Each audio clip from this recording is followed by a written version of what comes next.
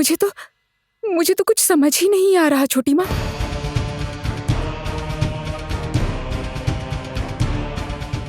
अचानक इस समय इस तरह तूफान का अर्थ, क्या माँ मुझे कोई संकेत देना चाहती है?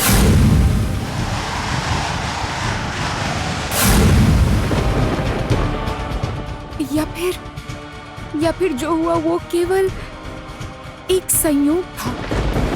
छोटी माँ आप मुझे बताती क्यों नहीं? रूपमती पुत्री, इतना चिंता मत करो, शांत हो जाओ, मन को शांत करो पुत्री। कल तुम्हारा विवाह है, ये सब मत सोचो, मन को शांत करो। महाराज इस वक्त चोटिल हैं। इस समय अगर इन्हें कुछ हो गया तो फिर राज्य में विपदा बढ़ जाएगी। इसलिए चाहे कुछ भी हो जाए, आपको महाराज को जीवित रखना ही पड़ेगा। लेकिन याद रखिए, उन्हें जड़ वस्तुओं में रूपांतरित कर देना होगा। जड़ वस्तु? जड़ वस्तु से आपका क्या मतलब है? क्या मतलब हो सकता है? मैं नहीं चाहता कि वो हमारे किसी भी काम में भेद डालने की चेष्टा करे।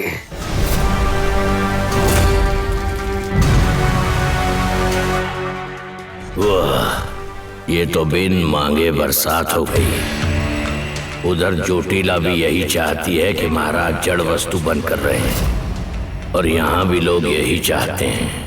तो फिर मैं तो निमित्त मात्र हूँ। राज आज्ञा का दास। क्या हुआ? कुछ कहिए। आपको और स्वर्ण मुद्राएं चाहिए तो मैं ला कर देता हूँ। ठीक है। महाराज को निष्क्रिय करने का उपाय मेरे पास है।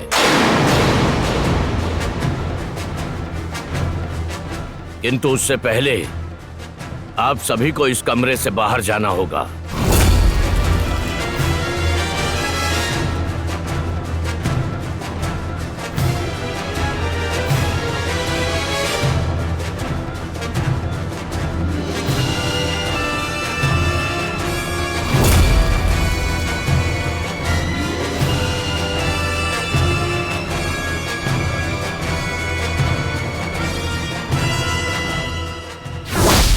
ये क्या? तुम्हारी इतनी हिम्मत कि तुम यहाँ छुप छुप कर महाराज के कक्ष के बाहर कान लगा के सुन रही हो? जानती हो इसके लिए तुम्हें क्या दंड मिल सकता है? देखो तुम्हें अभी क्या करता हूँ मैं अभी। मार।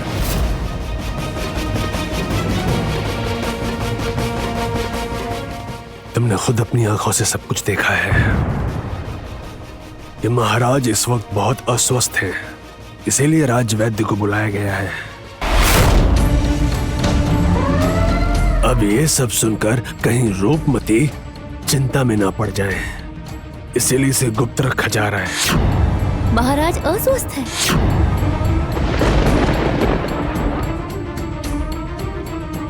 वो अचानक से अस्वस्थ कैसे हो गए? ए लड़की, तुम जानकर क्या करोगी? हाँ, तुम जानती भी हो कि तुम किससे प्रश्न कर रही हो? तुम जा सकती हो, लेकिन याद रखना, महाराज अस्वस्थ हैं, इसकी सूचना रूपमती तक नहीं पहुंचनी चाहिए। सिपाही, मेरे अनुमति के बिना इस कक्ष में किसी को प्रवेश करने की अनुमति नहीं है।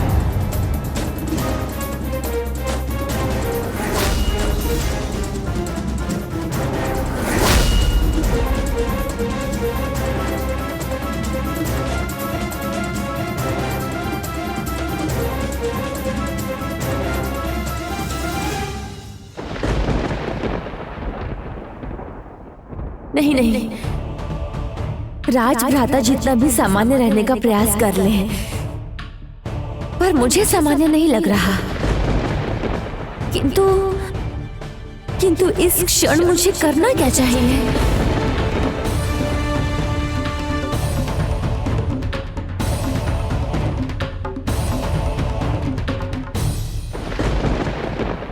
पिताजी, ये हमारे लिए मुसीबत खड़ी कर सकती है। मैं इसको बहुत अच्छे तरीके से जानता हूँ। अगर इसका कुछ प्रबंध नहीं किया गया तो मैं अच्छी तरह से। रुक जाओ। तुम्हारी एक मूर्खता की वजह से हम बहुत कुछ बर्दाश्त कर रहे हैं। कुमार कुमार कुमार, आज नहीं तो कल तुम्हें महाराज बनना है। ये सब करके अपना समय नष्ट मत करो। अगर अरुंधति बीच में अपनी नाक लेकर आएगी तो फिर उसकी भी व्यवस्था करनी ही होगी।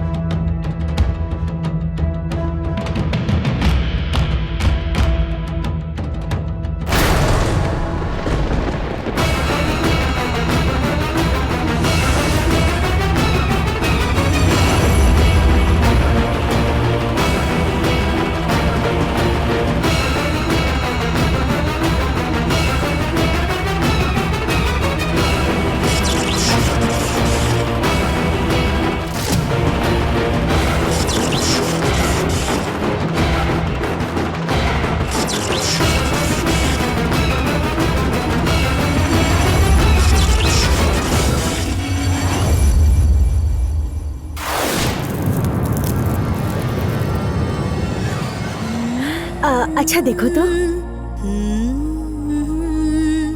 ये देखो तो रूपमती।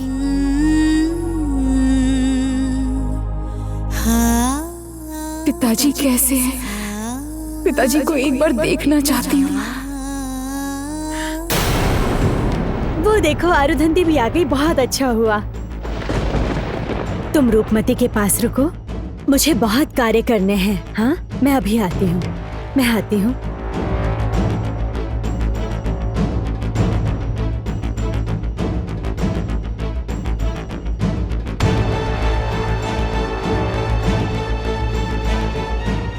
क्या आप अभी जा सकती हैं? हम दोनों को एकांत में कुछ बातें करनी है।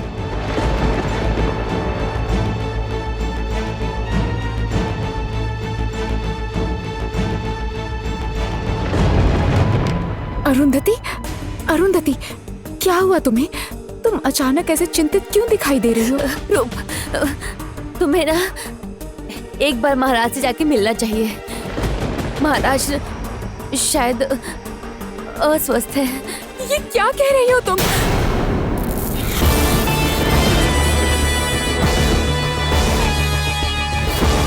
क्या हुआ पिताजी को? बोलो क्या हुआ उन्हें? क्या हुआ पिताजी को?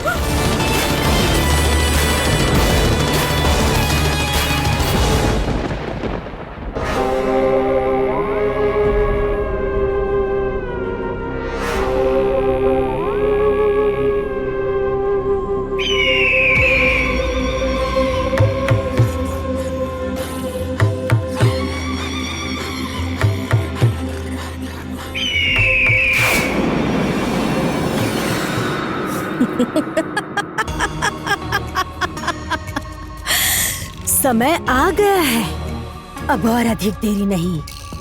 समस्त खुशों के लिए आज एक ऐतिहासिक समय है। बस कुछ ही क्षण, और कुछ ही क्षणों में हम उस माया कवच को पार करके उस पार चले जाएंगे। और उसके बाद मैं अपने पिता खुश राज विकट को फिर से जीवित कर दूंगी।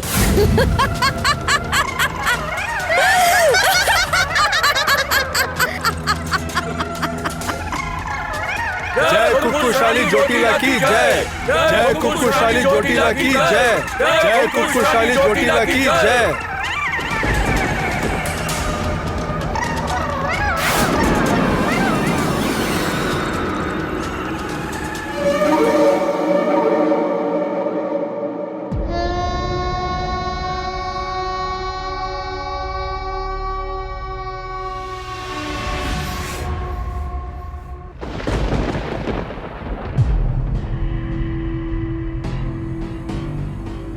राजभ्राता, अचानक इस जरूरी सभा की क्या जरूरत पड़ गई?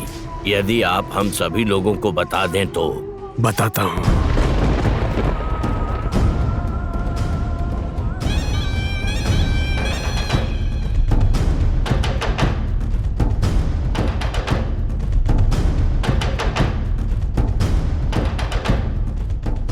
सभा में उपस्थित सारे लोग, आज एक विशेष कारणवश आप सभी को यहाँ पर आने के लिए निमंत्रण दिया गया है। मैं अत्यंत दुख के साथ सूचित कर रहा हूं कि महाराज की शारीरिक अवस्था बिगड़ रही है और इस अवस्था में उन्हें विश्राम की आवश्यकता है। और अब मैं आप सभी को महाराज के राज्य पत्र में जो लिखा है वो सभी को सुनाऊंगा।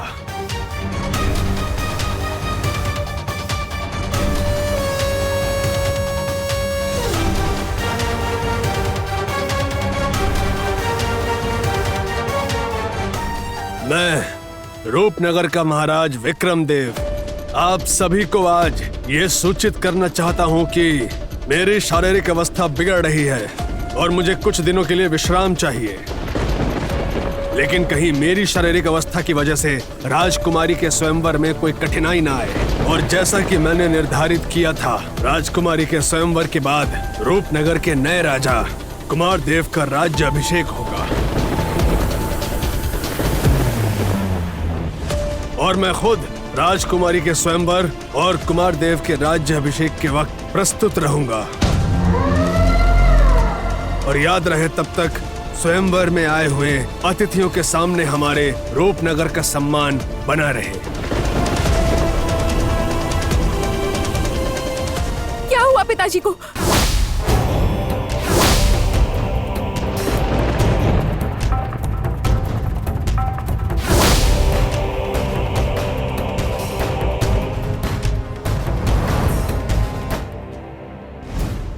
ये क्या रूपमती, तुम यहाँ पर? तुम जानती हो ना राजकुमारी कि महाराज काफी दिनों से अस्वस्थ थे। राजवैद्य बहुत दिनों से राजकुमार को विश्राम के लिए कह रहे थे। अभी अगर महाराज विश्राम नहीं लेंगे तो फिर कुछ बड़ी अघटना घट सकती है। सब समझ गई, किंतु मुझे पिताजी से मिलने क्यों नहीं दिया जा रहा है? ऐसा क्या हुआ है पिताजी को कि प्रहरी तक मुझे रोक रहे हैं? मैं पिताजी से क्यों नहीं मिल सकती हूँ?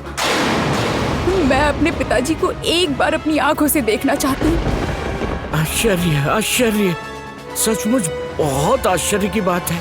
ऐसे रातों रात महाराज का इतना अस्वस्थ हो जाना बहुत ही असामान्य है। मुझे तो कुछ समझ में ही नहीं आ रहा है। अरुंधति, उस अरुंधति ने ही दीदी को उकसाया होगा। मैंने आपको कहा था ना कि उसका प्रबंध करना चाहिए। अब पिताजी से दूर रहने का अभ्यास कर लो राजकुमारी। आज नहीं तो कल तुम्हें तो अपने ससुराल जाना ही होगा। उस वक्त अगर तुम्हें पिताजी को देखने की इच्छा हुई तो क्या करोगी?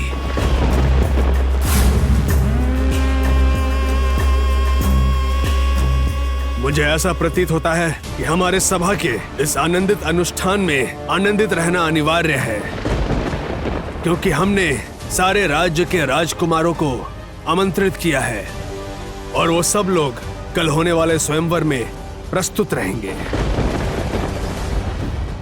और इसीलिए रूपनगर का सम्मान हमारे हाथों में है, क्यों है ना?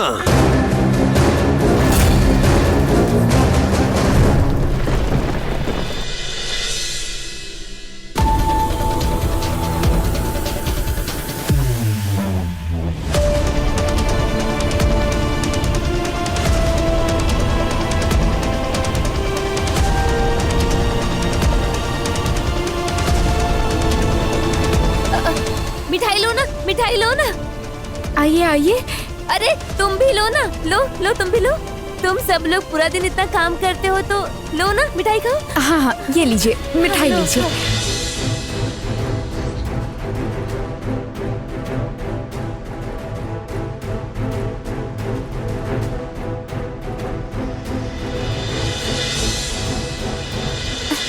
लीजिए ना, आप थोड़ी और मिठाई लीजिए। हाँ।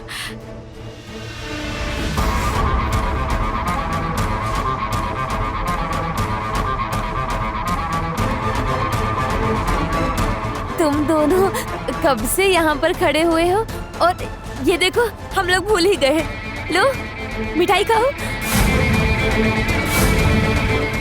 मैं राजकुमारी होकर आप दोनों से बोल रही हूँ, आप मिठाई नहीं खाएंगे? खाइए ना।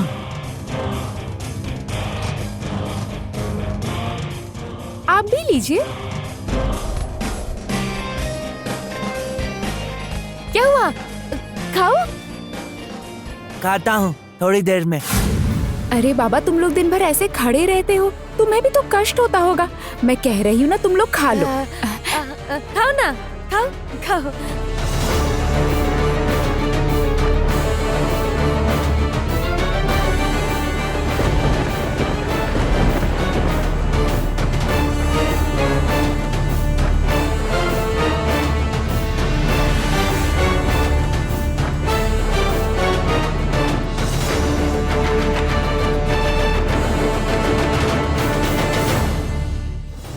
सुनो अरुंधति, तुम यहाँ पर पहरा दो, मैं अंदर जाकर देखती हूँ।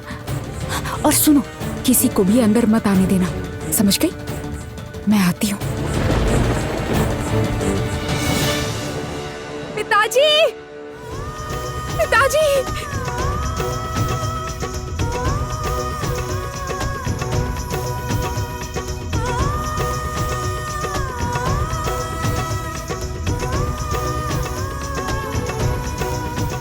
पिताजी, पिताजी, पिताजी, पिताजी, क्या हुआ आपको? क्या हुआ पिताजी? पिताजी, क्या हुआ आपको? पिताजी उठिए ना। राक्षसों के आक्रमण के बाद भी आपने कहा था कि आप ठीक हैं, तो अचानक ये दशा कैसे हो गई पिताजी? पिताजी, पिताजी उठिए ना। पिताजी, कुछ बोलिए ना। पिताजी।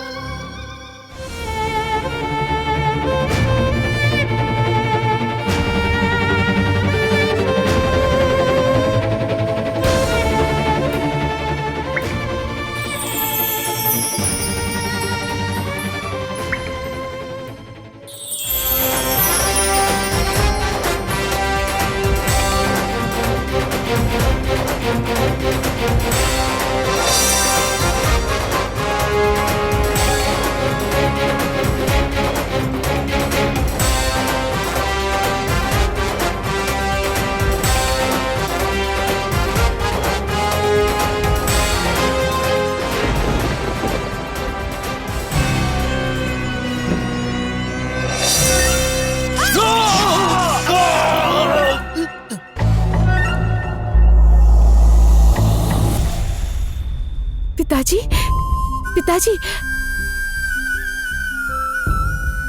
आपने आंखें खोल ली पिताजी। पिताजी, मैं आपकी पुत्री रूपमती, आप पहचान रहे हैं ना? रूपमती? क्या बोल रहे हैं आप पिताजी? वो जो प्रताप, वो मुझे... बोलिए ना पिताजी, मैं सुन रही हूँ, बोलिए।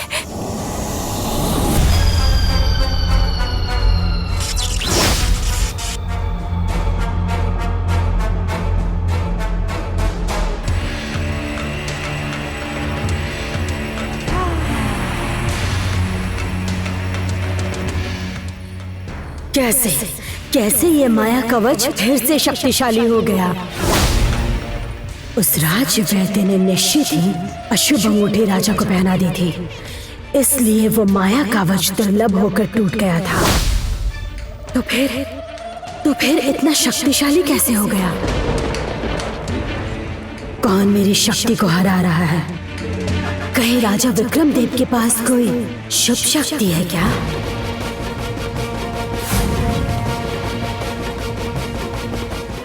तो क्या जो मैं सोच रही थी वो सही है? दैवीय कन्या ही राजा विक्रमदेव की शक्ति है। औषधि का असर तो ज्यादा देर तक नहीं रहेगा। यदि इनमें से किसी को होश आ गया तो कोई अगर जान गया कि रूपमती महाराज के कक्ष में गई है तो रूपमती पर बड़ा संकट आ जाएगा।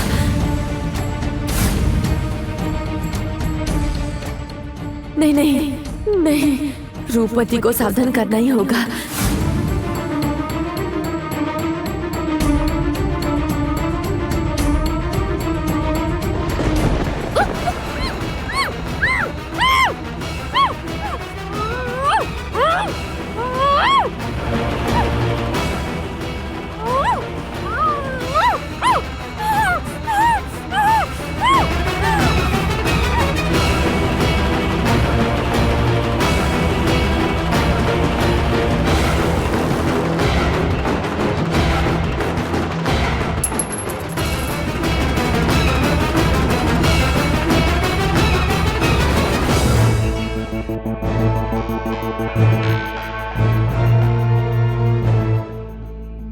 पिताजी, पिताजी, जैसा मैंने सोचा था ठीक वैसा ही हुआ।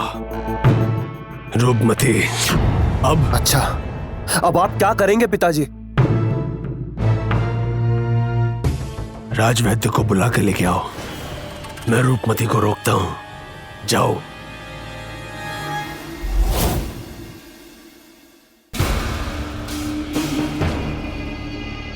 पिताजी, पिताजी, पिताजी, आप कुछ कहना चाह रहे हैं क्या? पिताजी बोलिए ना पिताजी, मैं सुन रही हूँ।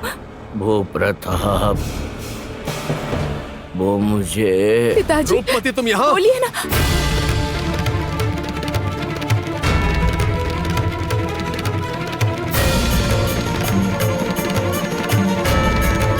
चलो मेरे साथ। पिताजी,